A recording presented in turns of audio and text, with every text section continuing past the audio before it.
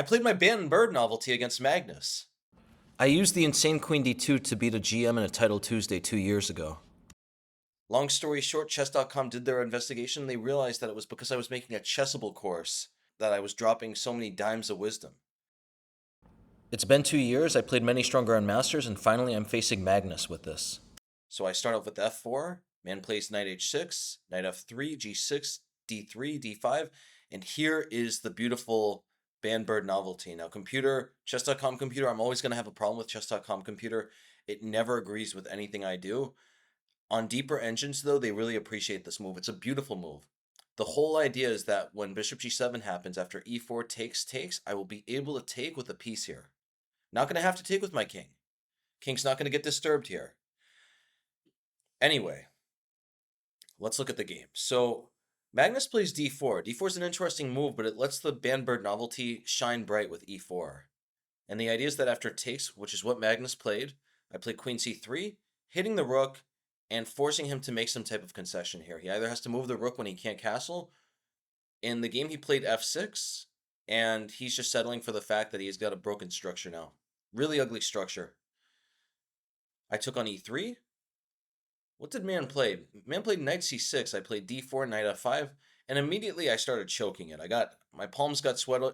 What is it? My palms got sweaty, knees got heavy, spaghetti was in the oven or something. But regardless, I just immediately choked it and I played bishop e5, which is not good. What can I say? Playing Magnus, nerves are really on edge. I should have just played knight bd2. Against other people, I would have just been calm and played knight bd2, castled. As y'all can tell, my Bird novelty actually got me an advantage against Magnus. But it's not going to be the first.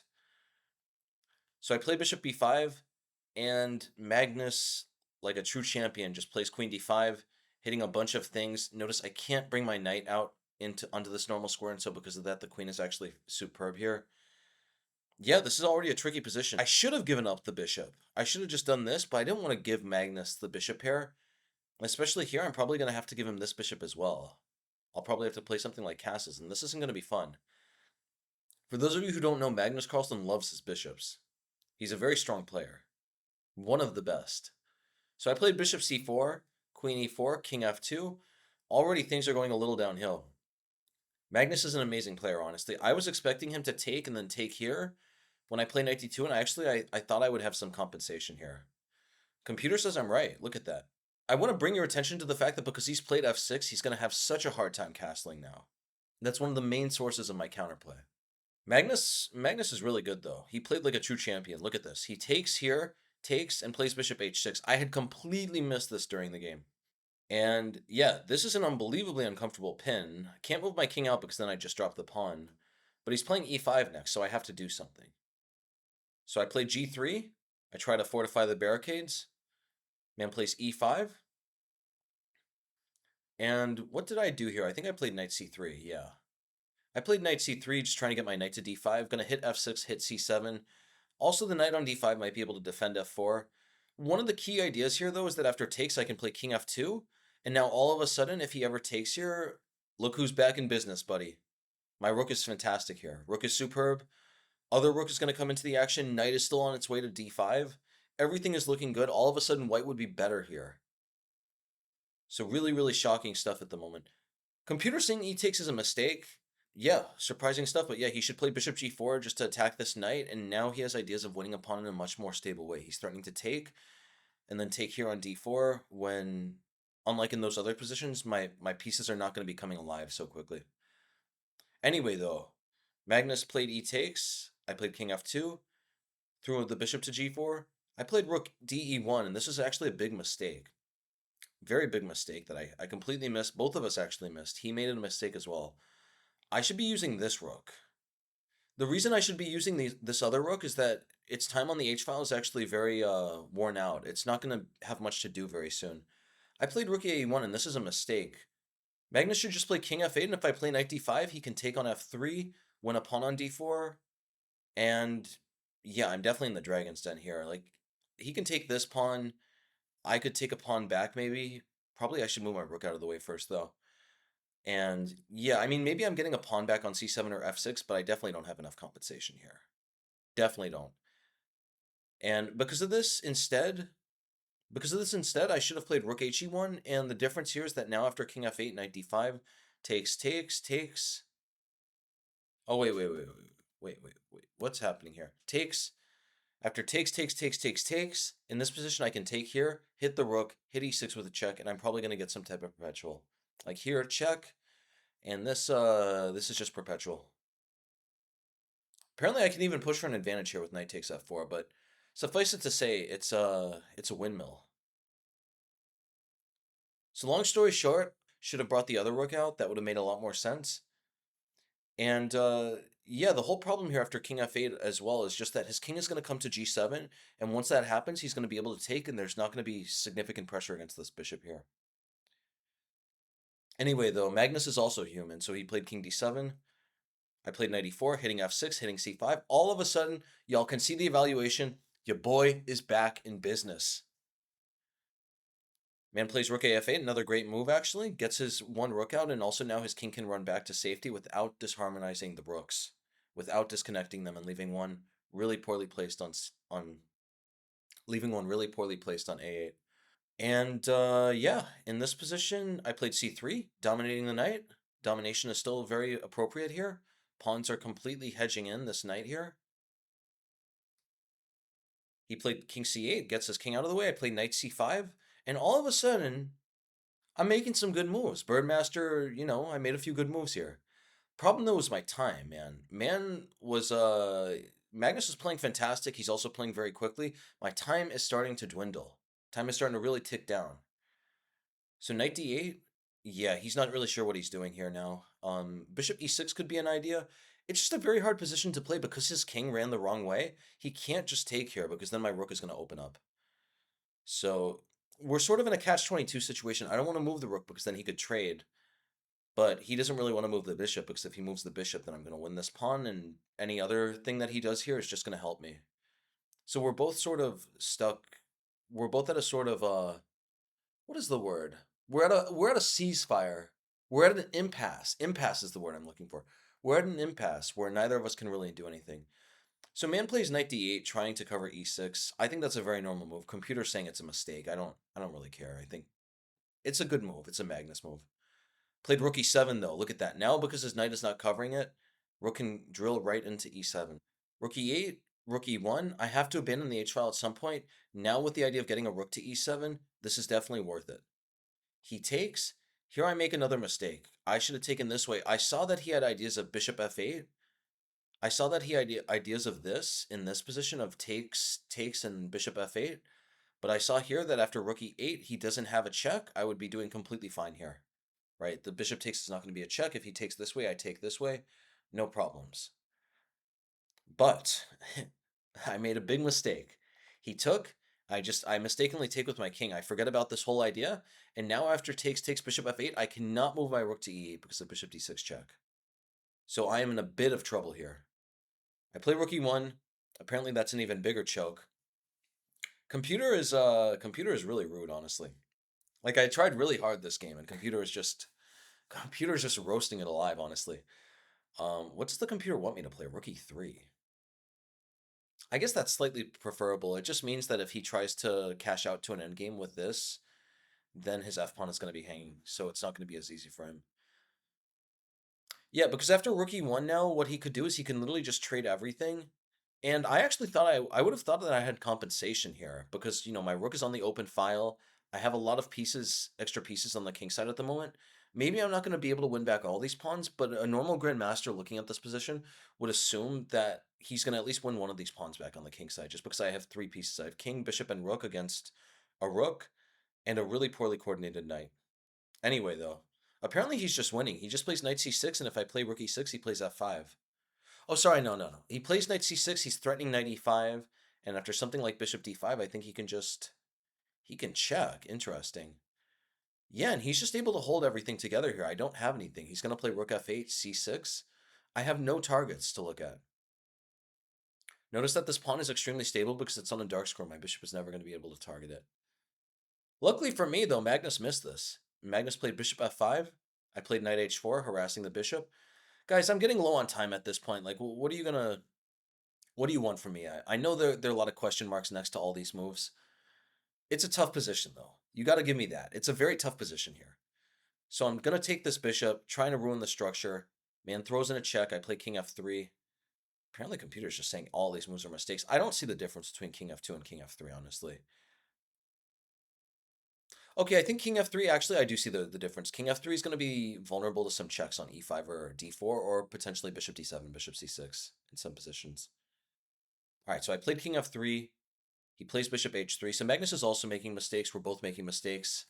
This whole mistake fest. But this really, honestly, I do want to really emphasize that this does speak to just how difficult the bird is to play for even grandmasters. Because I would bet that if you took Magnus's normal accuracy as a baseline, it would be far above what we're seeing this game. In more standard positions, Magnus would never be erring this much. That's my assumption. All right, so I played knight e4, going back, trying to crunch on d6 and get the rook into e7, and Magnus allows it. I get the trade, I bring my rook into e7, all of a sudden we're in business. It's the same type of situation as before. These pawns, he has a 3-on-1 majority on the king side, but at the same time, look at how many more pieces I have that are actively coordinated around this zone. So I have very good chances of winning that pawn back now. He plays g5, I play knight g2, check, king f2, f5. I put my knight on e3. These pawns look a little scary, but what I want him to do is I want him to advance them. If he advances them farther, they're going to be very easy to target and ultimately encircle. So I just got to be careful about how I do it. Played bishop d7. Yeah, computer's actually already saying I'm better. Look at that. f4, knight f5. Knight's drilling in here, and if he plays d5, then his bishop gets completely dominated here. Computer's saying bishop d3 is better. My first inclination would be bishop e2 just to make sure that these pawns get held back. But yeah, actually, now that I think about it, yeah, with d5, his bishop is completely locked out of the action. This is going to be very easy. I'm not going to be able to win all 3 pawns outright, but I should be able to at least win a pawn. Yeah, this is going to be very uncomfortable. Like, if he plays something like h6, I could just play h4, actually, and the idea is I'm just going to take and play rook g7 and hunt this pawn down. Or take and play king f3 and king g4. I want to be a little careful about when I commit this rook anywhere, though, because if I move the rook too soon, his knight is going to break free on e6. All right, so anyway, in the game, though, he plays bishop d7. And what happened here? I played bishop d5. This is a mistake. Guys, look at my time. I have 18 seconds against Magnus Carlsen, okay? I'm not going to be playing perfectly. We're all human. We all make mistakes. But let the record show. Let the record show for everyone that's doubting the bird opening, I have a 0.9 advantage against Magnus Carlsen in the bird, okay? I go on a lot of Reddits. I go on a lot of forums. I go to the chess park. I go to the Soviet forums, I go on all these things, and everyone doesn't respect the bird, okay? The bird got me a 0.9 advantage against Magnus Carlsen, and that's actually, if you can believe it, that's not even the biggest advantage I get this game. So bishop d5, b5. Yeah, now we're getting a little low on time. Rook g7, I gotta start targeting these pawns at some point. If I let him off the hook with these pawns, he's gonna be able to get his pieces in shape and do everything well. So he plays f4, I move my knight back, just trying to target his pawns. h6, and I have to play h4. I have to challenge these pawns as soon as possible. Bro plays bishop e6. Bro is playing extremely well, honestly. The idea here is, of course, he's trying to trade off my great bishop. My bishop was enjoying the treehouse. I can't believe I forgot to mention that, but yeah, this is a treehouse in between 2 separate pawns of different colors. Beautiful pawns, beautiful treehouse. Bishop is feeling fantastic, has great influence without really being accessible to most of the enemy pieces. And yeah, he just kicks my bishop out of the treehouse. So I got to go back. I got to play bishop e4. Of course, we do not want to let the knight come to e6 and begin helping out with things. So I move my bishop back. He plays rook g8, play rook h7. This was just a miss. I could have just taken this pawn here. Did I see that? Probably I didn't, honestly. I played this game a few weeks ago. Did I see that move? I don't think so. I don't think I saw it. I was down to 8 seconds here. I was so focused on the king side and hunting down these renegade pawns. So rook h7, rook f8. Bro's also making a lot of mistakes here, though. I mean, this is just a really tough position, though. Neither of us have much time. He has a little bit more time, so maybe objectively he should have been playing a little more accurately, but this is a very tough position for anyone to handle. He plays rook f8, and he's just going all in on these pawns here. I take, he plays g4, and this is actually a big mistake, because look at these. These pawns are getting much weaker. I just panicked. Look at that. I panicked and played 91, and then he plays f3, and I think I flagged here, right? Yeah, 91, this is where things start to really go awry, but I'm just down to 6 seconds here. If I just play rook g6 is a natural move. In 99% of games, I would play rook g6 here, but I was down on time, anxious. I see these pawns coming, and I just start running. I just start running. Yeah. You know, this is 6 seconds against Magnus Carlsen. You got a fight or flight response. My knight chose the flight response. My rook should have chosen the fight response. If I just attack this pawn, I'm in great shape because whichever pawn he pushes, he's going to be weakening a critical square. Like if he plays this, I go up, and I'm going to be able to hunt down this pawn. Meanwhile, vice versa, if he plays f3, I'll play 93. His pawn is frozen here. Some form of like systematic maneuvering should win all of the pawns here now, because I'm going to win this one and then eventually this one. So the plan that I like is king g3, knight d1, knight f2, and then ultimately hunting down the pawn that way. Because with the knight on f2, we're blockading. With the knight on f2, we're blockading one pawn while hitting the other. Yeah, so that would have been good. That would have been very good. But to be clear, if I had played rook g6, though, he probably wouldn't have advanced his pawn. Like, he's Magnus Carlsen. He knows what I just showed you. He's not going to push his pawns without me really provoking it. But at the same time, he's in a really tough position now. Both of these pawns could be weak. And also, I have this h pawn that can just run down the board at will. It's a very dangerous position for him now. So I played knight e1. He played d5, pushing my bishop back, but this is blocking his bishop. Where did I go here? I played bishop d3. This is fine. He plays f3, and I time out. And I want to bring your attention, guys. Look at this evaluation. +2. I timed out, but I was technically winning against Magnus. Now, you could say that, you know, I didn't have much time, and true, I didn't have much time. He was definitely playing this, maybe just to flag me. But regardless, I think this is amazing for the bird, honestly. Like, this is... So why is this losing, by the way? Well, this is losing because of exactly what I just described, right? He's created a weakening on g3. So because of that, I just need to figure out a place to put my knight, and then I'm going to move my king to g3 and begin hunting this pawn down. So the computer points out a really nice strategy. Knight c2, rook g6, knight e3, and then I'm going to play king g3 and just collect the pawn. Yeah, like just something like this, like knight c2, king d7, rook g6, king e7, knight e3. Yeah, and I'm just going to win this pawn. And once I win this pawn, then the f3 pawn is also going to drop. Notice how bad his knight has been throughout this. His knight just has nowhere useful to go. If it goes to c6, it's still dominated by these pawns. It could technically transfer around to d6, but that's going to take a while. I should also mention that b5's been hanging this entire time.